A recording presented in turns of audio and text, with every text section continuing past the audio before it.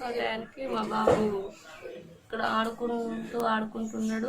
తర్వాత కాకరపూలు అవి కాల్చుకున్నాను, బాంబులు అగ్గిపెట్టి అడిగితే 50 రూపాయలు ఇచ్చిన, చేంజ్ లేవంటే 50 రూపీస్ ఇస్తే పోయిండు. దాన్ని షాప్కి పోయిండంట, అగ్గిపెట్టి మర్చిపోయిండు. కానీ అది ఆయిల్ డబ్బాలు, నువ్వుల ఆయిల్ దీపాలు ముట్టించేది. అంతకుముందు తెమ్మంటే తేనె అన్నాడు. అప్పుడు తేనంటే నేను ఇంట్లో నూనె పోసి పెట్టిన.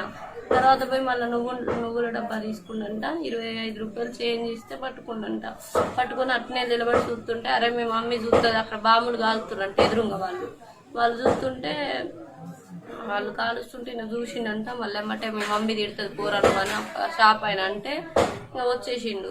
ఆ మూలం ఆడతా తిరగ కొద్దిగా ముందుకు వచ్చిండు. సైకిల్ ఆడున్నది. మరి బాబు వచ్చింది నేను చూడలేదు, సైకిల్ ఒకటే ఆడుంది. నేను ఏమంటే ఇంట్లోకి వచ్చిన శారీ ఉంటే ఇప్పేసి డ్రెస్ వేసుకొని బయటకు వచ్చి పిల్లగాడు చేంజ్ ఎట్లా వేస్తాడో మళ్ళీ కింద పడేస్తాడేమో 50 రూపాయలు ఇచ్చినని నేను ఏమంటే వెళ్తూనే ఉన్నా. ఒక 20 మినిట్స్లో 10 మినిట్స్లో నేను పోతూనే ఉన్నా.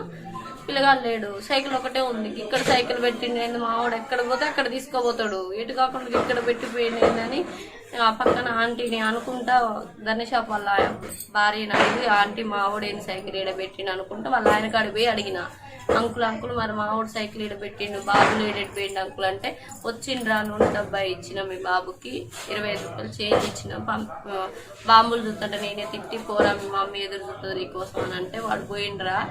ఇంకా ఈయనే అన్న ఆడుతున్నారా బాంబుల సంబరానికి పోయినా చూసుకుంటారా ఇక్కడెక్కడన్నా అని అంటే చుట్టూ పోయి అన్ని